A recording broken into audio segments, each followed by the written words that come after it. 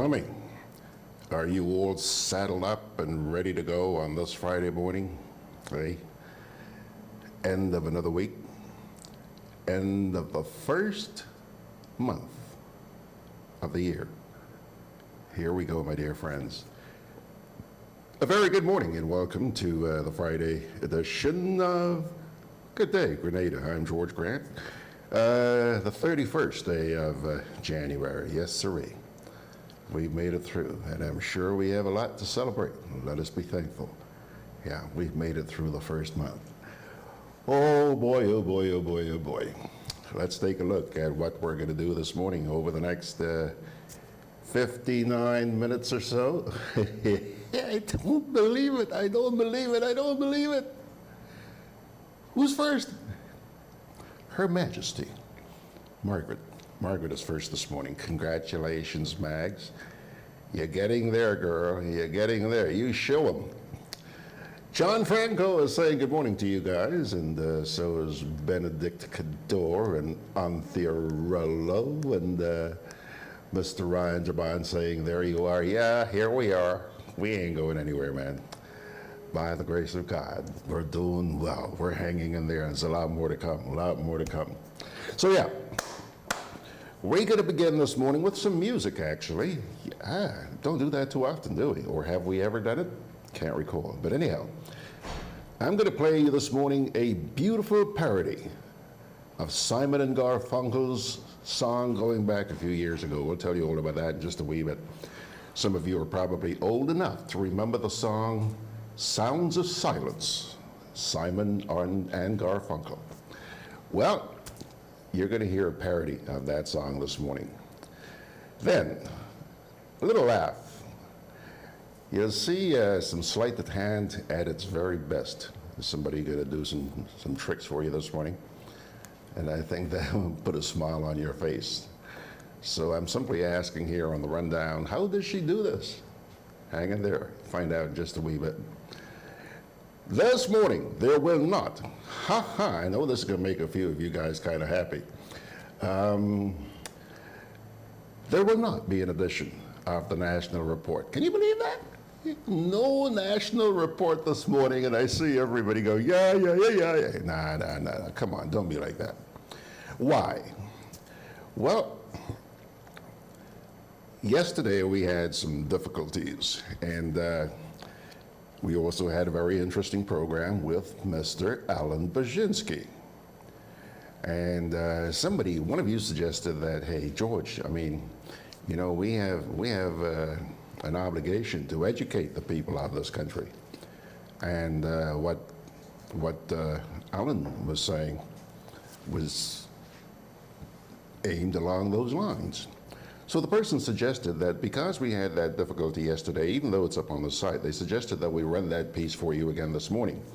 And that's what we're going to do. But everybody knows, Friday morning, where are we without Brian's pit stop?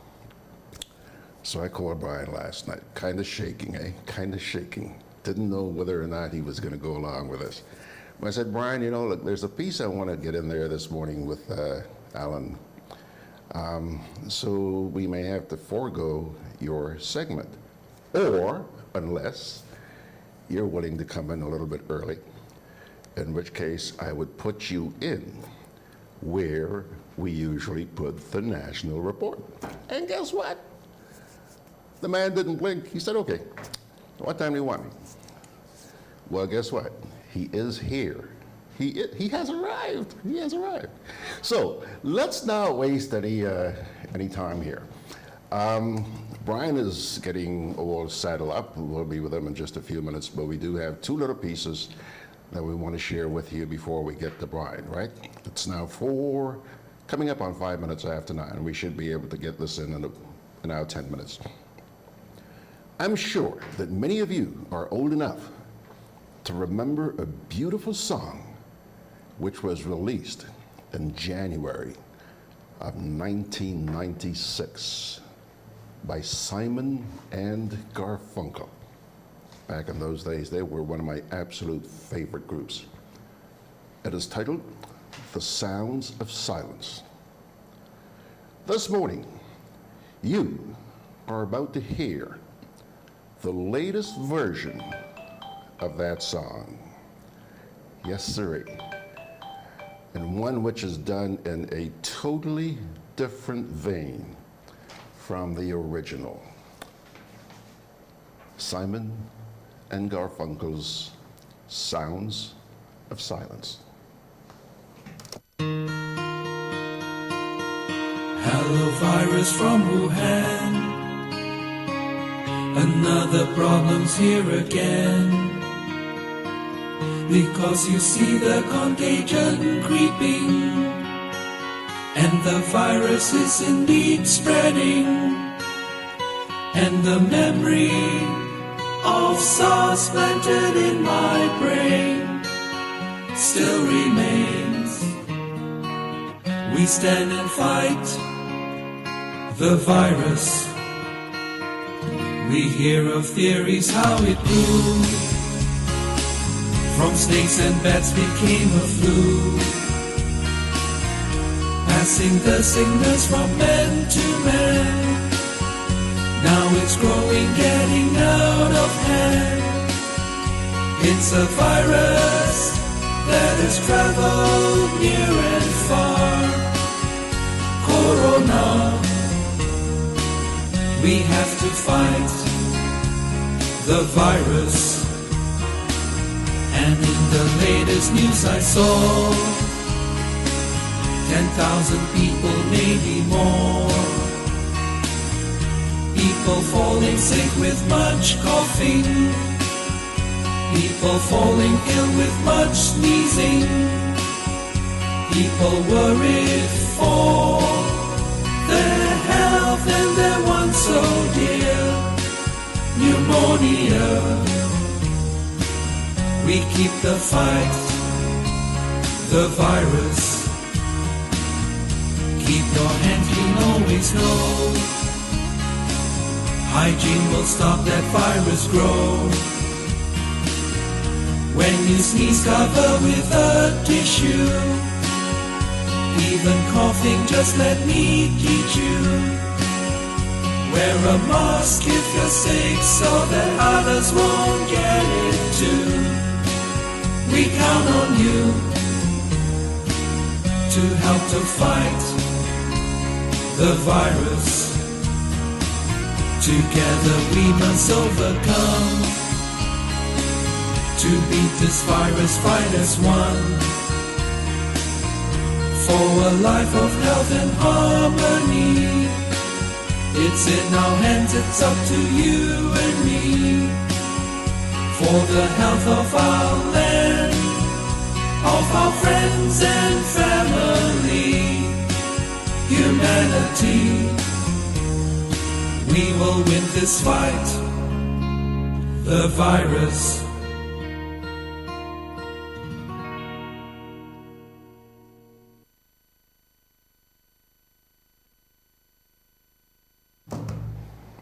All righty, there you go. Beautifully done, isn't it? Sounds of Silence, real classic. Now, just before we get to Mr. Brian Pitt, here's a young lady who's about to stun the living daylights out of you. You don't have to be conversant in Japanese because you'll see some Japanese captions on there. There's no spoken word. Her sleight of hands tells the whole story. Now wait at. Don't tell me we have lost it. I don't believe it. It was not programmed. Oh my God. This is embarrassing. You have Brian laughing at me. All right, we're gonna put that up some other time for you. Let me say good morning now to Kipling, who's sending God's blessings, and T.F. Richards is saying good morning from Tennessee. I imagine he's on the road as well. He hopes that everything's well. Margaret Francis said, "Yay, I win the prize," in her song voice. Margaret, please, don't sing for us. You can do anything you want. Don't sing for us, please, Mags. Grenada Sunshine is saying, not good news to wake up to. Heaven help us all. I guess I haven't seen any reference to the coronavirus here, but I'll tell you, just about half an hour ago, I was watching CNN, and I see that now the death toll has risen to over 200. And they're saying close to 10,000 now infected with that virus. Yeah, not very good news. Ramon Frame saying good morning. So is Carlene Vespre. And Bradley is also there. Anthorello says she loves it. She loves that song by the parody there of Simon and Garfunkel. Margaret says that piece was awesome. Yeah, it was really good. I thought you guys would like that. Claude Putna is saying good morning to the class. Okay, Pilgrims, quick break, then here comes Brian. Together with you, our customers, we energize our community. Together with you, we energize our economy. We are working together to give our nation a better tomorrow. With you, we energize our future. Together, we energize our nation. Thank you for partnering with us As we energize our Spice Island. Grenlec, energizing our Grenada. Juve chocolates, cocoa nibs, and cocoa balls from Diamond Estate Grenada are now available at Amazon.com, Amazon.ca, Amazon.co.uk, and GrenadaMarket.com. Try the sensational touch of nutmeg and a touch of ginger chocolates, 75% dark and rich, 100% pure cocoa, and their 60% dark and sweet chocolate bars today. Amazon Prime members enjoy free shipping on these orders in the USA, Canada, and Europe. GrenadaMarket.com. When you can't come to the island, the products of the island will come to you.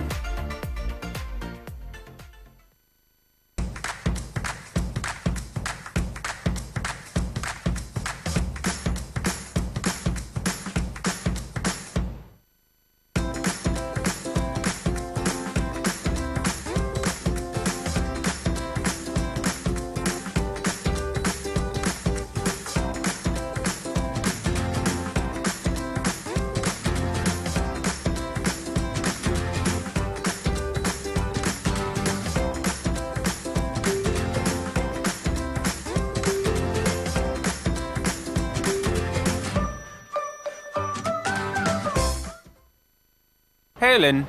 Hey, neighbor. Here's the bill I asked you to pay for me. How did you get your electricity bill to be so low? For one, we size our transformers just for what we need. And we unplug transformers, chargers, and other devices when they're not in use. We also replaced our light bulbs with LEDs. They burn less energy, right? Much less. I even replaced the seal on my refrigerator door to keep the cold air in. And Grenlec is always advising us not to open the fridge too often. That's right.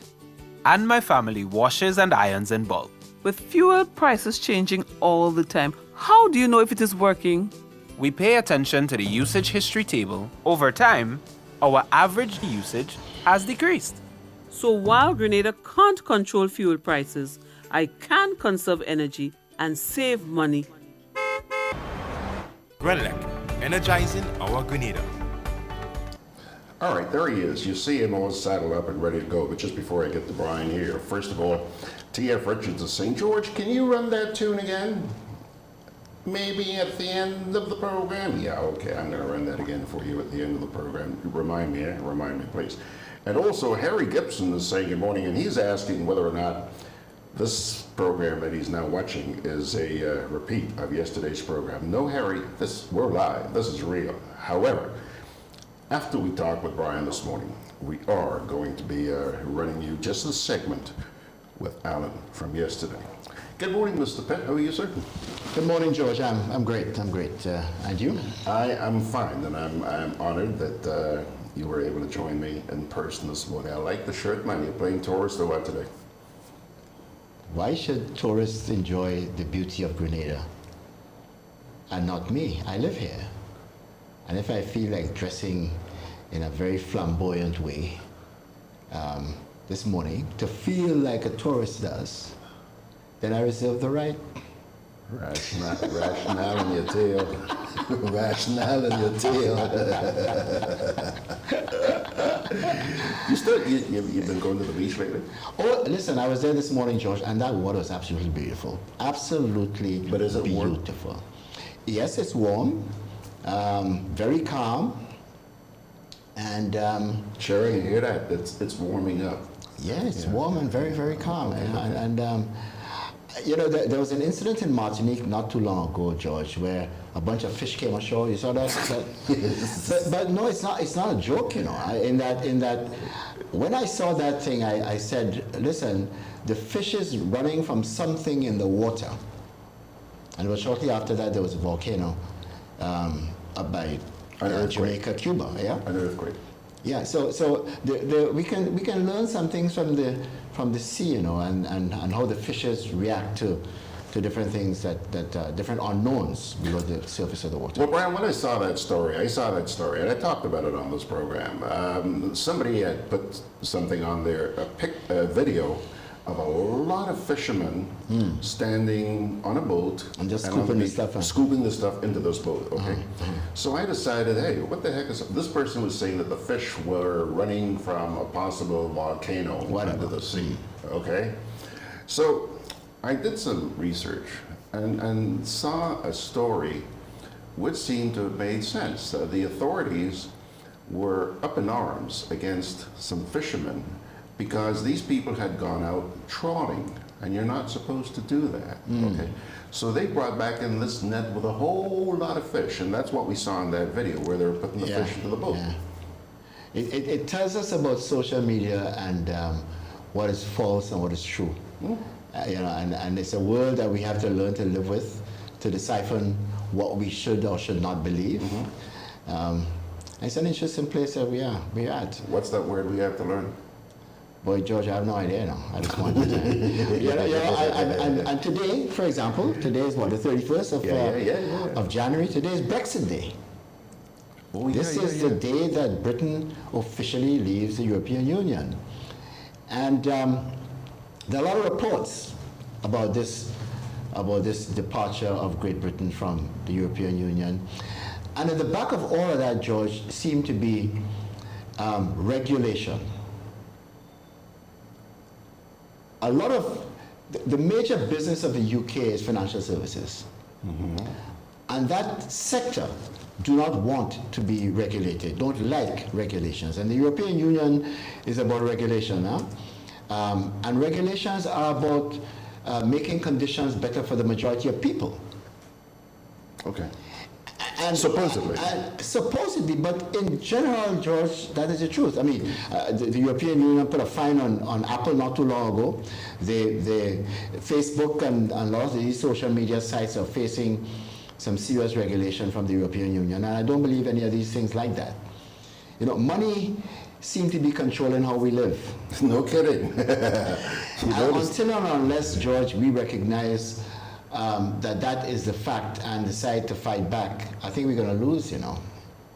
Because in the economic principle, labor and capital are supposed to coexist. Suppose. But George, capital is leaving labor way behind. You noticed. And the majority of people feel left behind. The majority of great people in England feel left behind. That's why they voted to leave.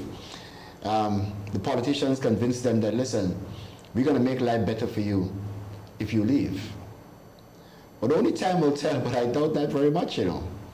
Time will because tell. if financial services are going to control the economy of Great Britain, then they might get jobs, but they may get jobs in an Amazon factory. What impact do you think we're going to feel? Oh, we're going to feel it down here. We're definitely going to feel it down here. It is going to affect, let's put it this way.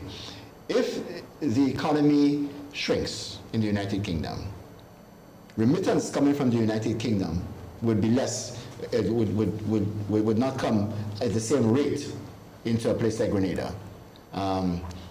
Retirees whose pension might be coming through the system in the UK, if the pound falls in value because of this move, that will affect how much money they get in Grenada, right?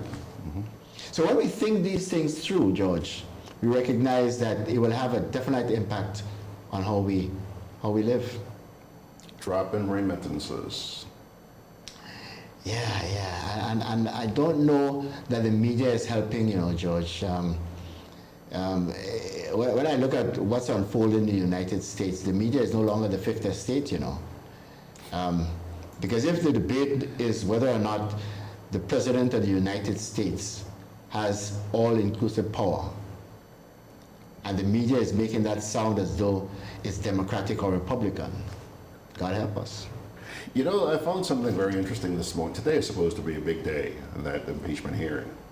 This morning, I couldn't help but notice that the time that I spent watching CNN, which was probably about 15, 20 minutes or so, they only focused on the coronavirus. I mean, up until yesterday, and this was CNN, okay? You know where CNN stands with Trump, okay? But I'm wondering if they are not a little bit pessimistic about what's going to happen to Trump. Because today is the day we're supposed to be learning exactly what direction this whole impeachment hearing is going. What do you think? Well, I think the Republicans have decided that they will close shop today. They're not going to vote for any further witnesses. So they have decided that the people should have the final vote in November. And Trump is going to come out if Trump wins the next election, I mean, he's going to exert some power that will make us squinch. Yeah. You make Putin and the North Korean leader look tame. Yeah. So you talk. Go ahead. But you're talking about the coronavirus, George, and that is an interesting development, because if it's a global pandemic, we had a flight that arrived here a couple of days ago, George. You had to bring that up. And I don't know. Sometimes what happens to us, we deserve it, Because the question I'm asking myself, where did these people come from? Beijing. If they came from Beijing, why are they here? Are they here because they are investors? Are they here because they're on vacation? Or are they here to collect some passports? And these are questions that I believe that the minister needed to answer, rather than just telling us that the people were screened in Beijing and they will be screened here. As I understand it, George, this virus went from animal to human, and it's now going from human to human. Yeah? And there's a period of about 14 days where you cannot tell if you have the virus. Yes? Because this thing apparently is hiding itself for about 14 days. So we can be in a room together and you wouldn't know if I have it, I wouldn't know if you have it. So were these people quarantined for 14 days before they got on the flight? Are they going to be quarantined for 14 days on the arrival of the flight? I don't know that these questions have been answered. Why are these folks here? Is it a case where, again, money controls the action? Or is it a case where, I'm going back to that quote, we're not biting the hand that feeds us? Yeah. We touched on that yesterday, Brian. I guess the Grenadian government, and this is only a suspicion on my part, they feel so indebted to the Chinese that it's awfully difficult. The Chinese says, we want to land at your airport here between 2 and 3 o'clock on Tuesday morning. And we go, yes, master. Because of our indebtedness. Is that a possibility? Just asking. It is a possibility, George, which means that we already colonized. Which means that we already colonized by a new master. A few years ago, we voted on an amendment to make the passport-related information secret. Mm-hmm. We don't know who are holders of our passports right now. And nobody said anything, George. This amendment went through, and as a result, right now, that process is not a transparent process. That's right. So we don't know, yeah? again, and I go back to the importance or lack of importance of this thing called social partners, and whether or not they are doing what they're supposed to do. And you know, I've concluded, George, and my research is driving me in a certain direction, that the Grenada Chamber of Industry and Commerce, the Conference of Churches, the trade union movement, in particular, the same people represent these organizations on all these boards, including the social partners. The same people for almost the life of this administration. Yeah? Mm-hmm. So I don't know that their decisions about what to support and what not to support is that of their constituents or that of the government itself or the individuals. Mm-hmm. Yes? Mm-hmm. So who is looking after the interests of the general public? The people. Nobody's looking after the interests of the people, you know. Yeah. You know, I can go down a list of things that had happened over time, George. The teacher issue. Yes, whether or not the teachers deserved a fair wage, a living wage, is something that the Conference of Churches should be interested in, because that is that will benefit our children. But nobody's saying a word. Yes, George. Mm-hmm. Mm-hmm. You know, procurement and corruption. The Grenada Chamber of Industry and Commerce should have a lot to say about that, you know, because it's important that we have a fair procurement process for the private sector. Not a word. And you can go down a long list of things that has happened over time, George, where these social partners have not commented. I think probably one of the most pronounced is the church. The church. I wish we could be hearing a lot more from the Conference of Churches. Brian, I just want to digress here for a little minute. Margaret, hold on a second. Margaret says, and this is about the impeachment, she says, it's a foregone conclusion that the Senate will not vote to remove Trump from office. So this was really an exercise in futility and a waste of taxpayers' money. What say you? I don't think so. I believe it's a process that the Democrats had to go through. I mean, yes, the people will have the final say, George, but this has exposed a lot of stuff. Even though the Republicans will decide today not to accept any witnesses or any further evidence, one of them actually admitted that the president did something wrong, but is not impeachable. Mm-hmm. Now, what does that say? Mm-hmm. Yeah, you can do something wrong, but it's not worthwhile to be removed. I mean, so I don't know that it was a waste of time. I think we are all better educated now on the process and what Trump has done over time because we went through this thing. Okay, so hopefully the same will happen here in Grenada, where while we may not see things happening right now to address the dilemma that we're in, at least people are becoming aware of what's going on. Yes, I think people are becoming aware. The problem with that, George, is how much does social media affect our thinking? Very much. And whether or not if I post something that is not true, it might have some legs. Yeah? And I suspect a lot of that is going on. But a lot of the truth actually comes to light eventually, because you know, when this plane landed at the airport the other day, I heard there were 250 people on board that airplane. Yes. BS. Yes. There were 8 passengers on the flight. Yes. You know. But you know, somebody suggested the other day, George, because most decisions are made by algorithms. Yeah. Yeah. That if we want to get truthful news in the future, we might have to pay for it, you know. That's starting to happen, eh? have you noticed how many of the online publications and newspapers like The Guardian and so on are actually charging? Yeah, because that's the only, and how many people will pay for it? Well, that's the next thing. Yeah. Maybe in the beginning, right now, there's a reluctance to pay, but eventually people, because of the thirst for information, they'll succumb and start paying. I don't know. Sharon here is responding to Margaret. Margaret says, I agree with you. He may still return as president in November. Do you think Trumpy is going to be back for a second round? I have a strange feeling that he won't, George. I suspect that because of this impeachment process, a lot of people will turn out to vote.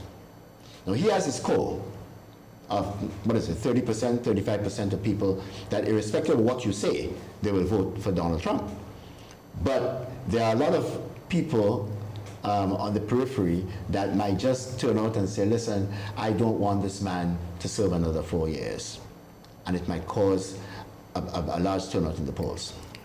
That's one point of view, but Margaret is now saying here to Sharon, she says, as long as the economy continues to do fine, he will be reelected. Americans vote with their pockets. Like we here in Grenada vote with handouts. But I don't know that the economy is doing well. The economy is not the stock market, George. And when you listen to the media in the US, you believe the economy is doing well. But the average person in the United States are struggling. They're not making a living wage. Yes? So the stock market might be doing great. Irrespective of what Trump says or does, the numbers keep going up.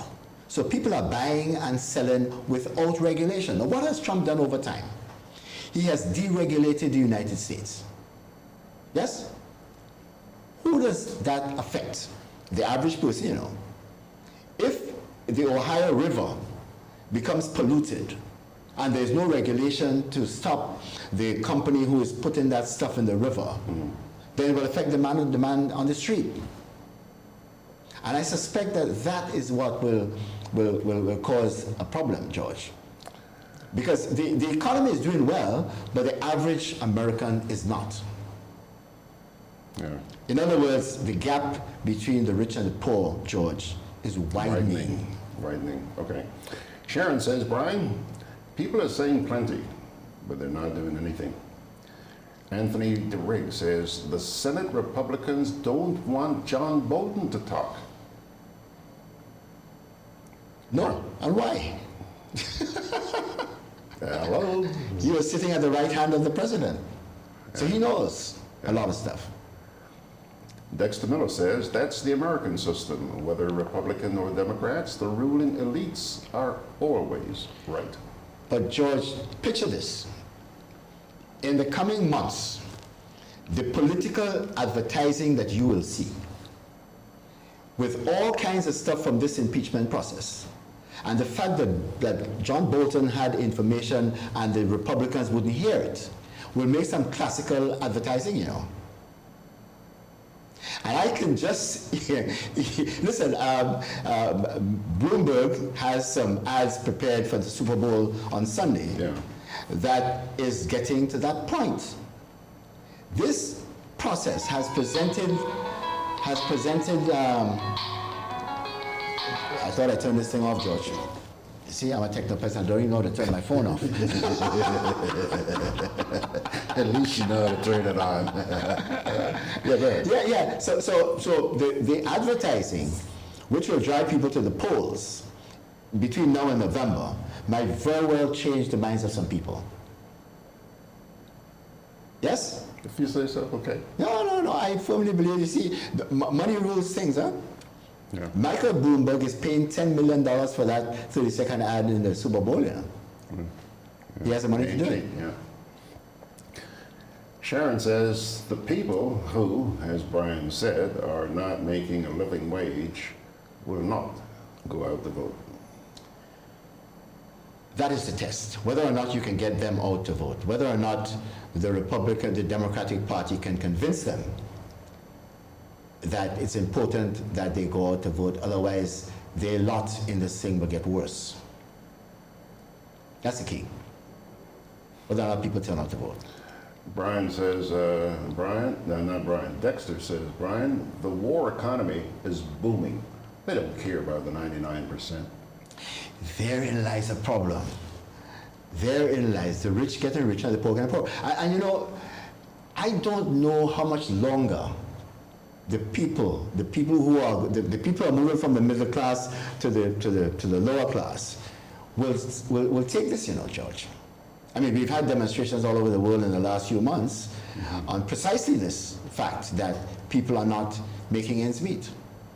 You said something to me the last time I was here, George, and you made me laugh. That somebody said the economy is doing well because people barbecuing on the side of the road. Yes. And I'm saying to myself, no, I didn't say that. That was the Prime Minister. Yeah, somebody said that. Yeah, right. That's right. I repeated it. But who in their right mind will say that? Misinformation, George, is a serious thing. Now, if you examine that statement, if I'm going to get up at 5 o'clock in the morning and prepare a bunch of chicken to go on the side of the road and sell in the hot sun, or in late afternoon when I come from work, in order to make some extra money to pay my bills, does that say the economy is doing well? So somebody is putting out misinformation there. When I hear that, as a person who is preparing this chicken to go to barbecue, I'm saying, well, what is he talking about? He's not living in my shoes or in my house. He's not going to the grocery and having to buy $50 worth of grocery for $100. What is he talking about? But Brian, the sad thing is that the mentality which exists in this country today, with that mentality, there are a lot of people who believe their Prime Minister when he says the economy booming, man. You see how many people selling barbecue? But I don't think they're in the majority, George. The people who are in the majority are the people who go in and tell the barbecue. And there's an increasing number of people turning hand, as they say. Eh? So when the Minister of Education, for example, makes a statement like teachers are leaving the classroom to do a job, stupid, yeah? And then you try to retract that by saying, well, I didn't mean whatever, whatever. That information is already out there, yeah? So what are you telling me? People are working 2 and 3 jobs in order to what? To work 2 and 3 jobs, to leave their children home? They're doing that because they want to make ends meet. Yeah, they have to. They have bills to pay. Yeah. Now, if you're going to tell me that the economy is doing well because I have to work 2 and 3 jobs and not look after my child, maybe I'm going to get to you in 4 years, when I go back to the poll. I wouldn't say anything now. I will do what I have to do to survive, but the next time I go to the poll, I'll remind myself what you said about me. Benedict Fedor says Donald Trump is biting the hands of those who fed him. Margaret says, Brian, the jobs report for the past years have been good, and that is also a big factor. Perception is reality. Independence will be a big factor, and right now, the Democrats don't have a message that is working with independence. The job reports are good, Margaret. But what jobs are we talking about? Amazon is opening warehouses all over the United States and they need people. So people are working. But are they making a living wage? That is the issue. And at some point in time, people are going to realize that, listen, I am working, but I'm still not living. And that's the problem. Sharon responds to Margaret by saying that is so true. I also think that if the Democrats have anyone other than Bernie, they will put 45 back. If they have, I didn't get that. If they have anyone other than Bernie Sanders as a candidate, I imagine, they will put 45 people back into government. I don't know. Or the House, sorry. In the Senate? In the Senate. The Democrats are defeating themselves to a certain extent, George. I don't know that their process is a good process. And maybe we have to wait until they have decided who their candidate will be to look and see the focus of the advertising. Yeah. Brian, we're running out of time, but Bradley Vespre here says, Brian, sound economic argument, but are the elections free and fair? That is something that can't be ignored nowadays, Brian. In the United States, and I don't know about here, one man, Mark Zuckerberg, who owns Facebook, Instagram, and WhatsApp, I believe, Yes. has the distinct honor of influencing how people vote in the United States. Openly says that he is not going to sanction any ad that puts out false information. Yes? So he can influence the American election, huh? By just letting misleading information get on his network. Now Zuckerberg and Facebook facing the regulators in the European Union, huh? And they have already fined him, I believe, for some practice that is not conducive to good business. So I won't be surprised if he would be behind this Brexit thing, you know. Because these guys do not want to be regulated, George. And that is the bottom line. And you see, that is driven by what I call greed. Because, I mean, how much more money can Mark Zuckerberg make, for crying out loud? But they want to control the power. They wanted to control the decision making. And sooner or later, the average person, George, would come to realize that these people are not on his side. Time will tell. Time will tell. Margaret says, I agree, Brian, that the jobs are not living wage jobs. But they don't care. All they hear is a number. Yes, it's between a rock and a hard place, George. I talk to people, some people, who go to Blast ever so often. Blast is a place that we go to gamble. And by the way, this thing's set up and it's all over the island right now, and the churches have not said a single word about this whole Blast process. And it's driving addiction, huh? Because people are going there because at the end of the month they might get their salaries and they feel that, listen, I need some more money.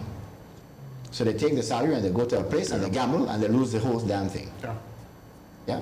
So people find themselves between a rock and a hard place and they're driven to make bad decisions. That's how people get addicted to stuff, George.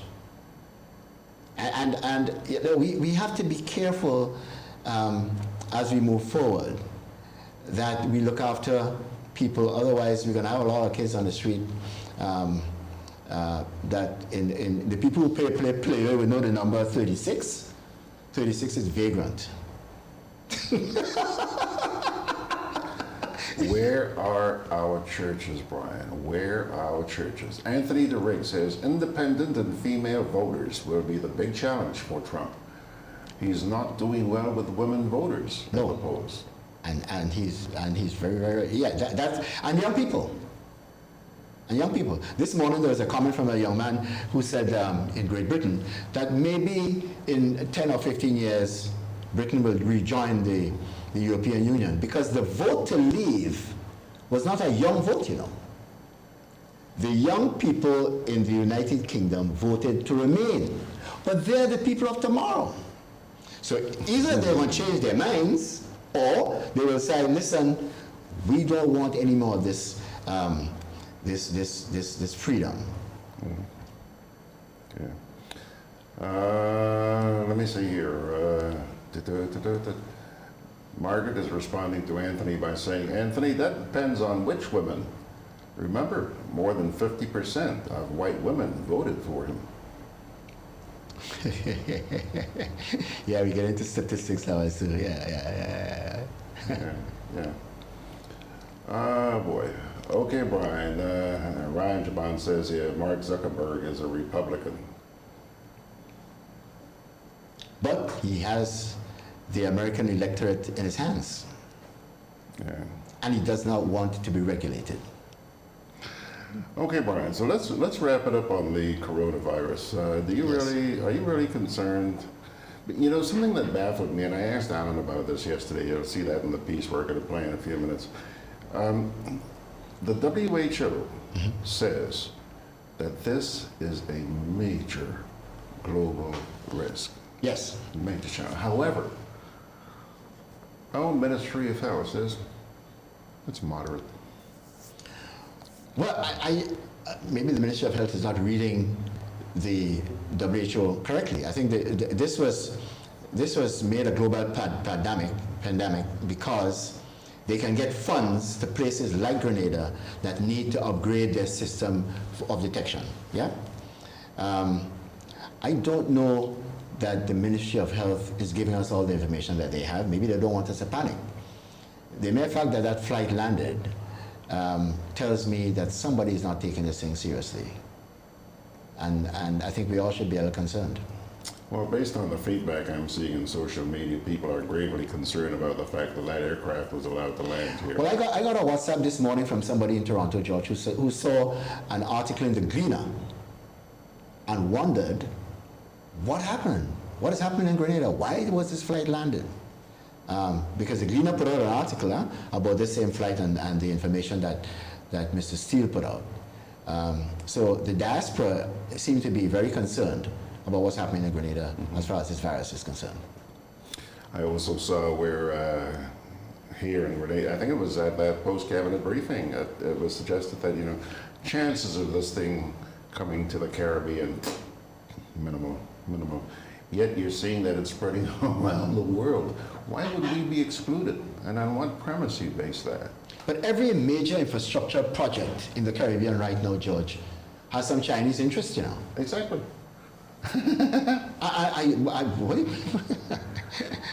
Okay, they should convince us of something else, not that. In relation to what we're talking about, T.F. Richard says, George, the ministry can't talk bad against the hand that's feeding them. And maybe that's a good place to end. Thank you very much, Brian. I do appreciate your time as well this morning. Mr. Brian Pitt and Mr. Pitt, we hope to see you again. I'll probably share this with our folks on Sunday, and we hope to see you next week. I hope that by then we won't have to insist that you actually come and sit here, although we do appreciate your company. But we hope to have remote issues resolved in the very near future. Pilgrims, break time and then we shall return.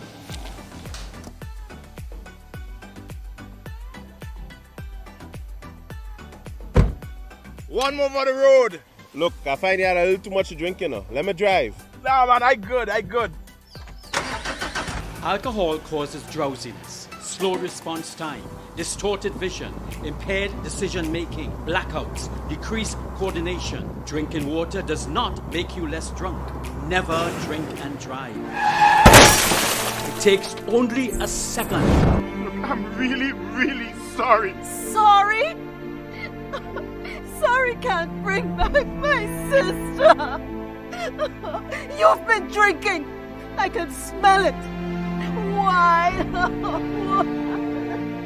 This message is brought to you by this group of insurance companies, the Traffic Advisory Body, and the Traffic Department.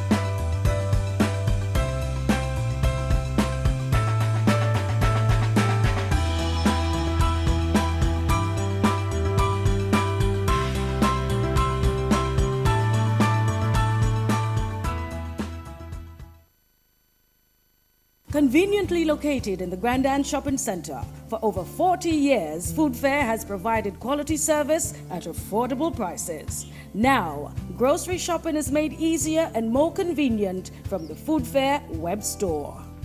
Hey, babe. Listen, I need you to go down to Food Fair to get some groceries. All right, no problem. Right away. Thanks, babe. What are you doing? You're supposed to be going Food Fair to get a grocery, man. I am, but didn't you know you can order your groceries online from the Food Fair web store? Are you serious? Of course. all you have to do is just to log on to www.foodfair.gd with credit card in hand, and with an order of $100 or more, Food Fair Grenada will deliver up to 3 miles away. And you don't even have to worry about your information, you know. Their safety measures are excellent. So hold on. You just order online and Food Fair will deliver to you? Yep, Oh, baby, better hurry up and order, man. I already did. They should be here any minute now. Enjoy easy online shopping anytime from your home or office from the Food Fair web store. Food Fair, where you can fill your baskets without emptying your pockets.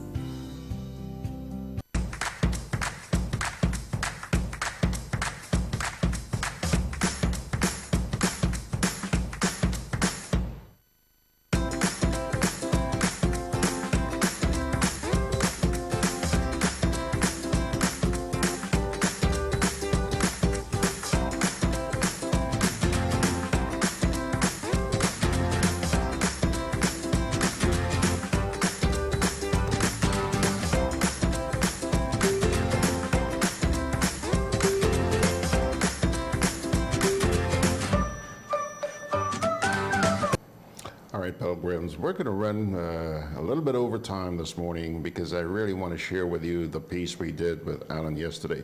For those who missed yesterday's edition of Gudday Grenada, one, it's up on the website right now on Facebook. It's also up there on YouTube. But there were lessons to be learned from that segment, including Mr. Brzezinski's thoughts about a calypso, which I'm sure many of you who are on social media have seen. It's called Black Meat. It has gone viral. He clearly found it to be offensive. And of course, he also touched on the coronavirus. As a result, I've decided, thanks to a request from Mags, to play this for you again this morning, just so that you may be educated.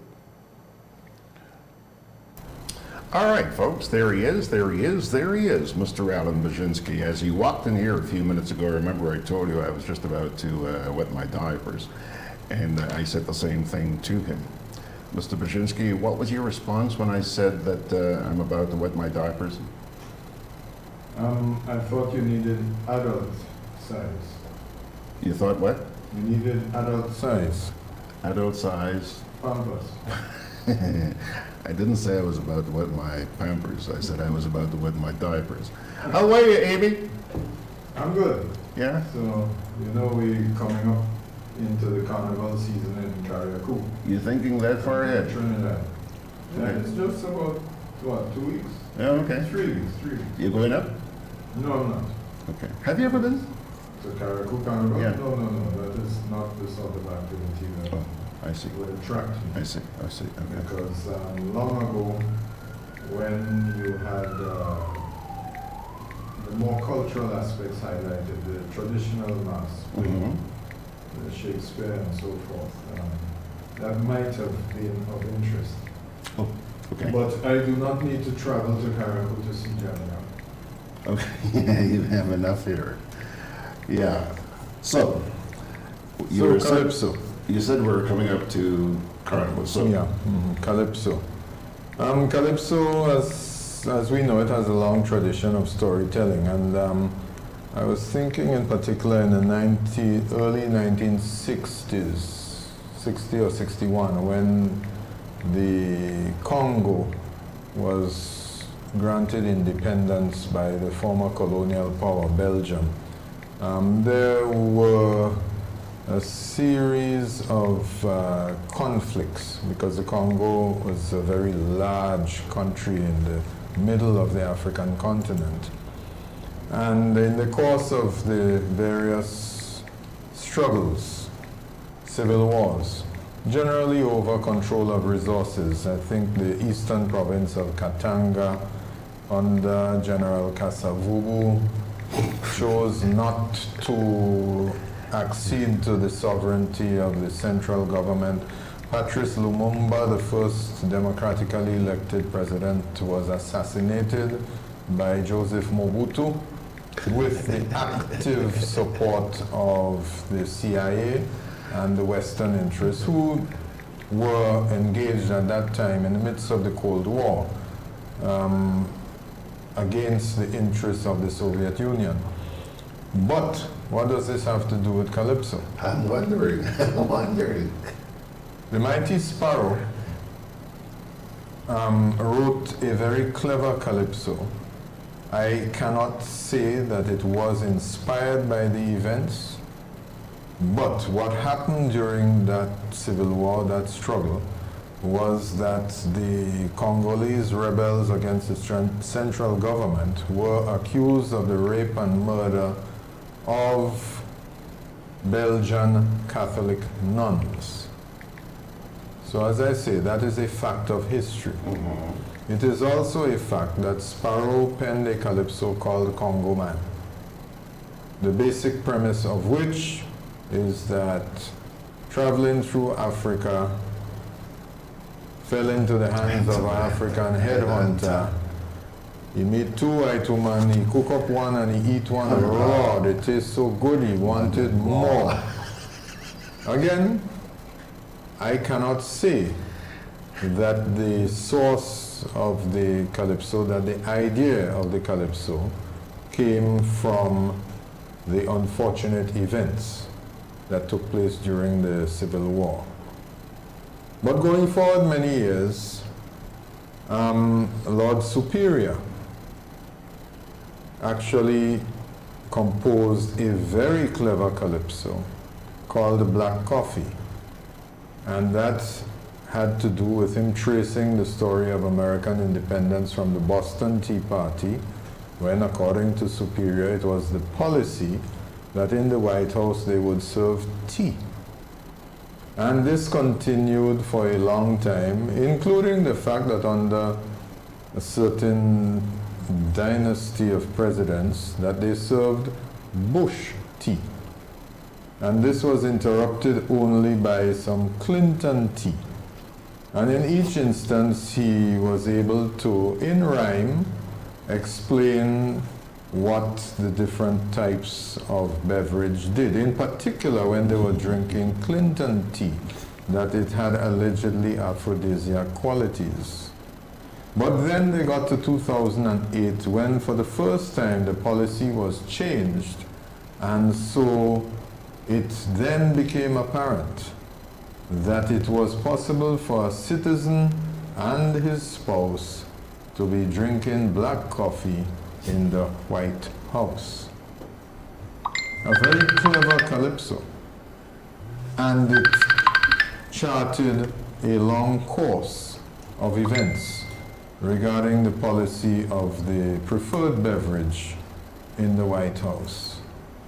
And what brought this up is that I saw on your WhatsApp chat group a video of a Calypsonian in Trinidad who has taken the subject of the recent movement out of the royal household of Prince Harry and his wife. It is not recent anymore because they've actually had offspring. But the Calypsonian, who is female and is clearly of African descent, makes the argument, which is not original, because this is why I went back to Sparrow and I referred to Lord Superior, but is making the argument about Harry having left the royal household ostensibly because he tasted black meat. It's a fairly common calypso, but nevertheless. It started me thinking about one of the lines in the calypso, which has to do, once you go black, you don't go back. Yes, yes. And this in itself is an extremely offensive racial trope. It is a stereotype that goes back to the days of slavery. And it has to do with one aspect of it, with the legend that males of African descent are endowed by the Creator with certain uncontestable advantages, which would result in the recipient of those advantages not being able to go back to anything that they may have experienced previously. Innate in that is the idea of sexual violence. Innate in that is the concept that other races must be protected from the predatory proclivities of the males of African descent. And the consequence of that was the Jim Crow laws, the construct that took place after the American Civil War, which led to the lynching between 1868 and possibly up to the 1960s of some 4,000 plus black men and some women.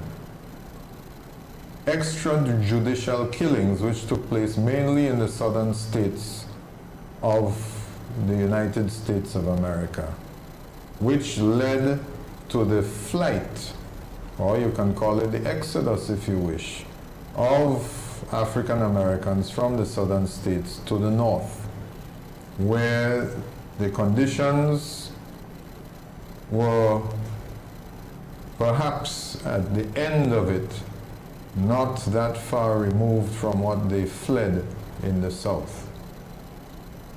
They now are faced with the vast majority of southern senators who, on the face of it, while they have the Bible in one hand and an assault rifle in the other, are predisposed to perpetuating in office perhaps one of the most unfit individuals for public office who has ever occupied the seat of the White House.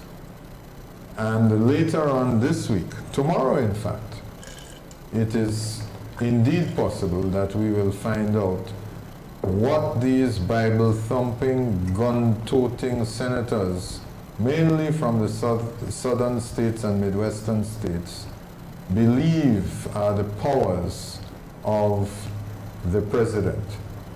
But, as the saying goes, I digress, because I am equally concerned that the message being conveyed by this female Calypsonian in Trinidad of African descent, when she is promoting the stereotype of the black woman being a Jezebel, that once you taste that, you're not going back from whence you came. But the origin of it, as I said earlier, has to do with a different racial stereotype.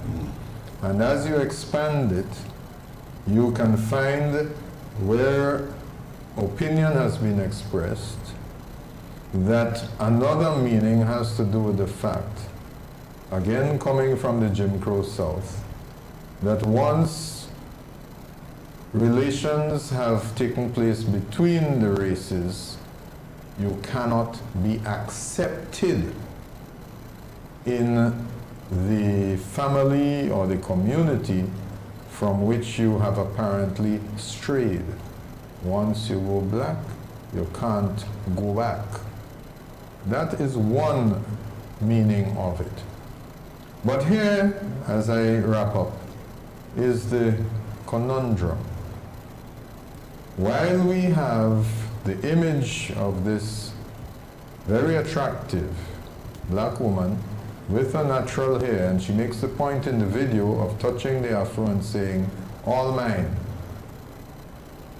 Black women worldwide are bleaching their skins and putting on false weaves and wigs and eyelashes and everything else in complete contrast to the mantra that we had during the late 60s and early 70s, and most eloquently expressed by the mighty Duke in his calypso, "Black is beautiful."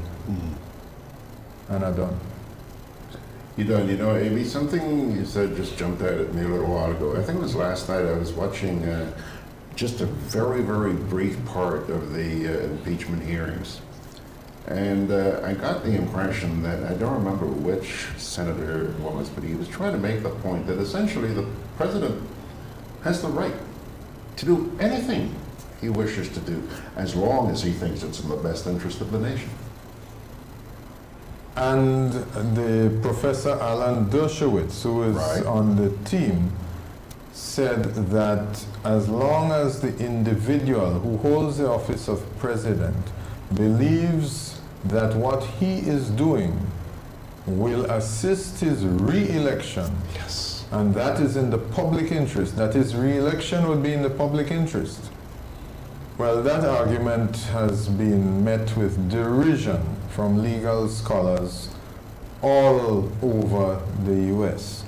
However, those legal scholars are not the ones who constitute the jury sitting on this impeachment trial, a majority of whom I describe as Bible-thumping, gun-toting representatives of the states in the South and the Midwest, whom time has apparently passed by.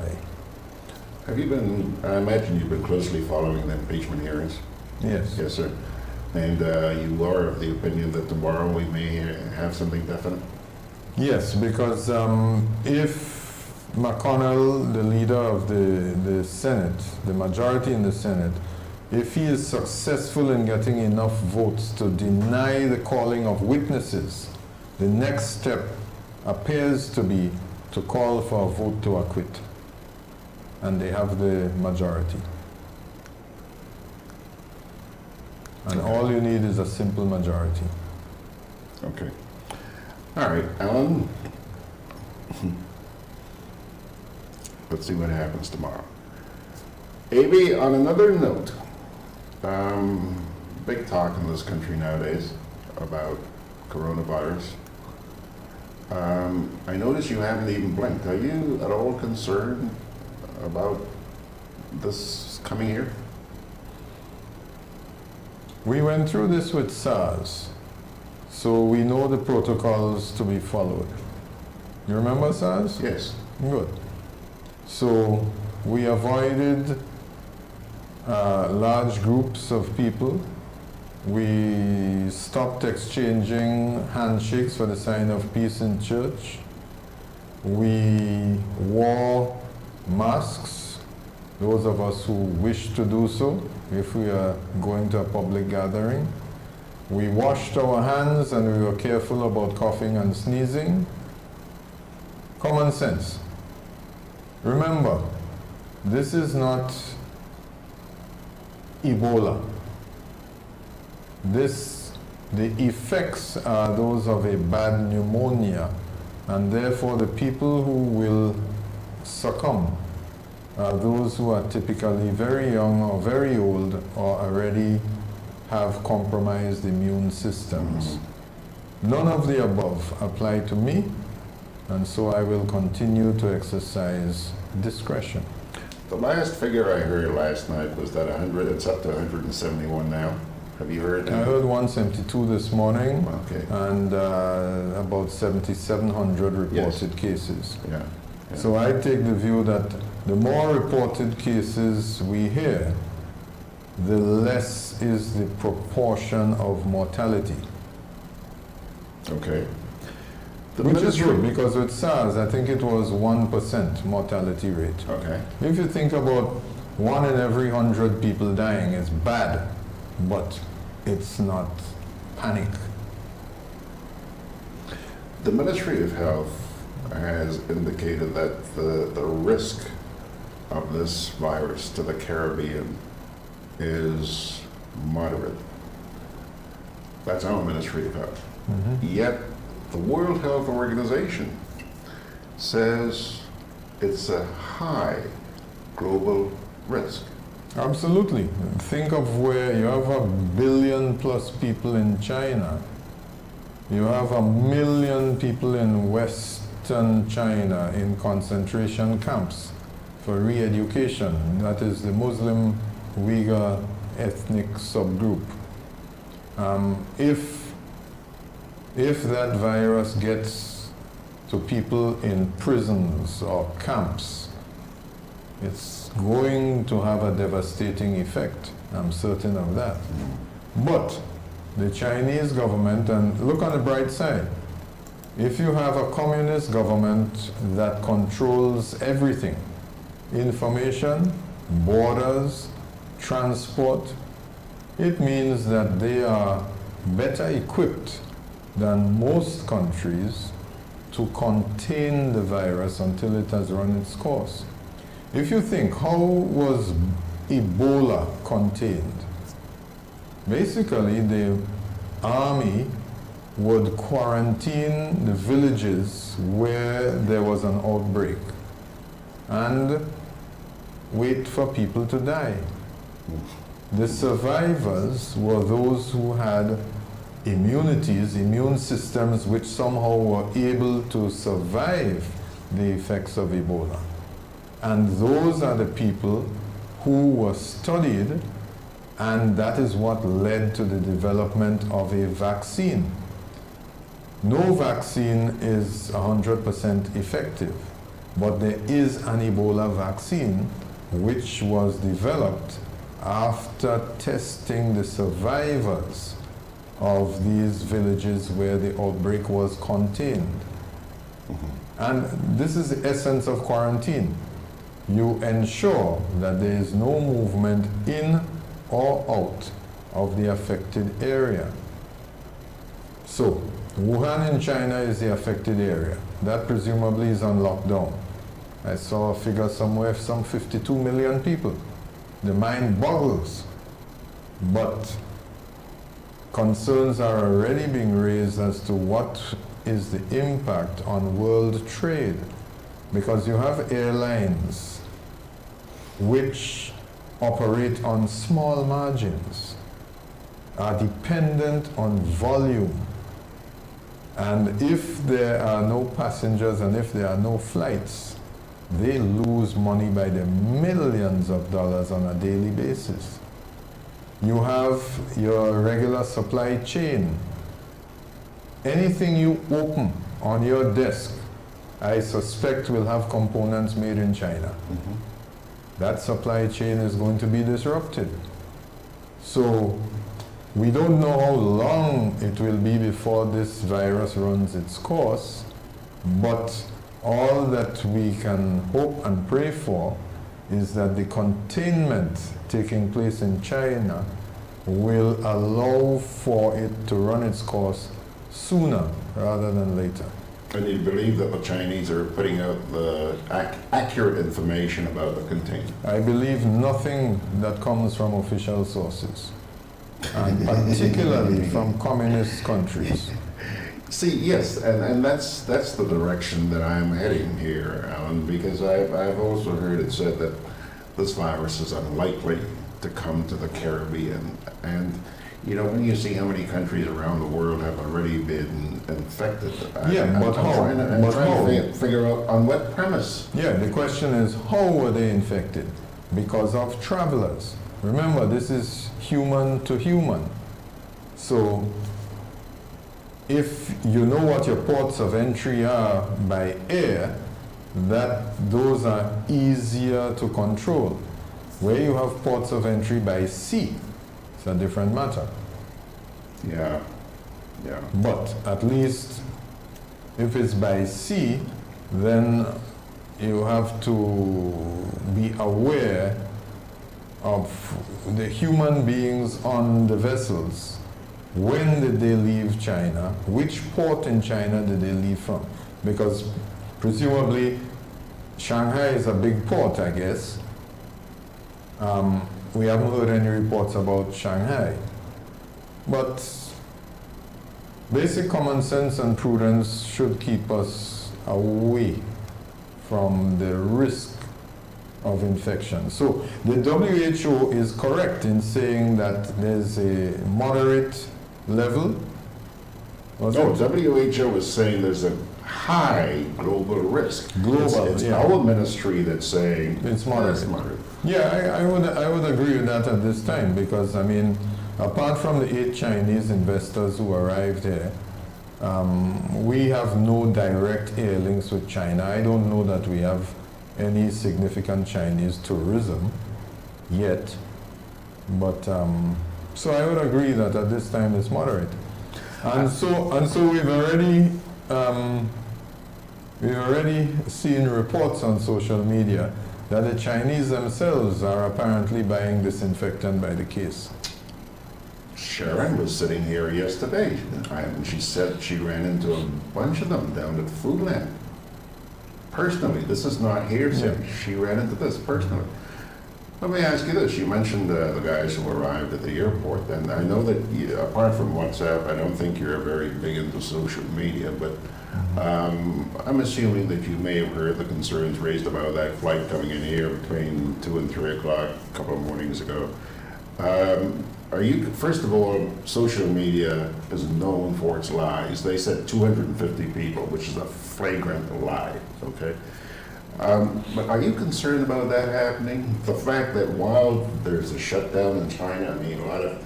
Yeah, but having said that, the shutdown, as I said, was around the Wuhan area. China is a massive country. So if 8 very wealthy people, and they have to be, to charter a private jet from China, and the reports suggest that at least one Chinese embassy car was there to meet them. So these are important people. I would be surprised if they had not, in fact, as has been reported, been screened properly before leaving and were screened on arrival. I've seen some people asking what sort of screening could they go through. Well, the screening has to do, it's very simple. We went through this with SARS. You are looking for elevated temperature, and then for obvious signs of coughing or sneezing or running eyes or whatever it is, as the case may be. I mean, I have seen some people in the airport from time to time who I just move away from. Nothing to do, and there's people who have the common cold. So exercise prudence. But I am not overly concerned over the fact that a private chartered jet with wealthy people arrived here. They were met by the Chinese embassy, so I would expect that the appropriate fees were paid to the airport authority. They didn't just turn up out of the blue. All right. So Allan is not too concerned. Let's see where this goes. Amy, thanks a lot, sir. I missed your weekly humor this morning. I mean, you were pretty serious this morning, because we're dealing with serious issues here. Okay? Yeah. And by the way, just going back to that video you talked about a little while ago, I saw that video. Somebody placed it on my... That's the Calypsonian we're talking about? Yeah. And you know, to tell you the honest truth, Allan, the person insisted that I listen to this. I listened twice. And I still haven't been able to grasp what was being said. So hence the reason I do appreciate you sitting here this morning and explaining what you did. I'm going to go back and listen to your explanation a little later on today and absorb. Thank you very much, Mr. B. Don't go. You're welcome. Don't go. Don't go.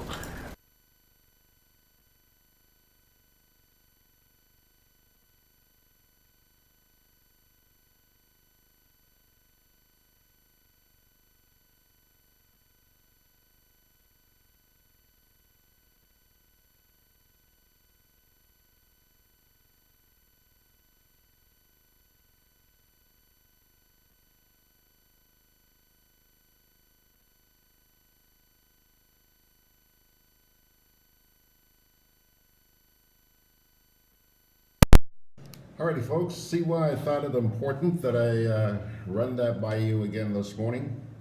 I just want to remind you that that was actually an excerpt from yesterday morning's edition of Gudday Grenada. Let me take a little break here, and we will return and wrap it up. Conveniently located in the Grandstand Shopping Center, for over 40 years, Food Fair has provided quality service at affordable prices. Now, grocery shopping is made easier and more convenient from the Food Fair web store. Hey, babe. Listen, I need you to go down to Food Fair to get some groceries. All right, no problem. Right away. Thanks, babe. What are you doing? You're supposed to be going Food Fair to get a grocery, man. I am, but didn't you know you can order your groceries online from the Food Fair web store? Are you serious? Of course. All you have to do is just to log on to www.foodfair.gd with credit card in hand, and with an order of $100 or more, Food Fair Grenadans will deliver up to 3 miles away. And you don't even have to worry about your information, you know. Their safety measures are excellent. So hold on. You just order online and Food Fair will deliver to you? Yep. Oh, baby, better hurry up and order, man. I already did. They should be here any minute now. Enjoy easy online shopping anytime from your home or office from the Food Fair web store. Food Fair, where you can fill your baskets without emptying your pockets. Hey, Lynn. Hey, neighbor. Here's the bill I asked you to pay for me. How did you get your electricity bill to be so low? For one, we size our transformers just for what we need. And we unplug transformers, chargers, and other devices when they're not in use. We also replaced our light bulbs with LEDs. They burn less energy, right? Much less. I even replaced the seal on my refrigerator door to keep the cold air in. And Grenlec is always advising us not to open the fridge too often. That's right. And my family washes and irons in bulk. With fuel prices changing all the time, how do you know if it is working? We pay attention to the usage history table. Over time, our average usage has decreased. So while Grenada can't control fuel prices, I can conserve energy and save money. Grenlec, energizing our Grenada. I'm always on the move. Training, traveling, competing. So it's good to know I have Core Bank in the palm of my hand. Introducing e-banking, one of many customer convenience services from Grenada Cooperative Bank. And there's more to come. It's swift, simple, and secure.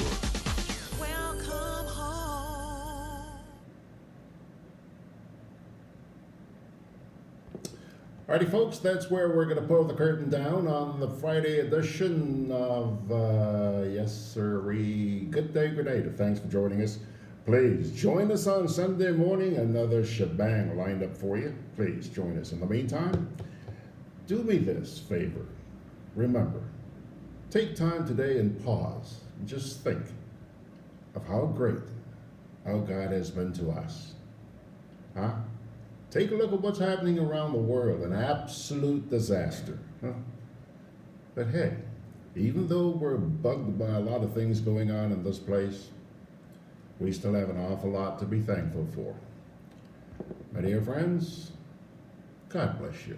And remember, He really and truly loves you. Bye-bye.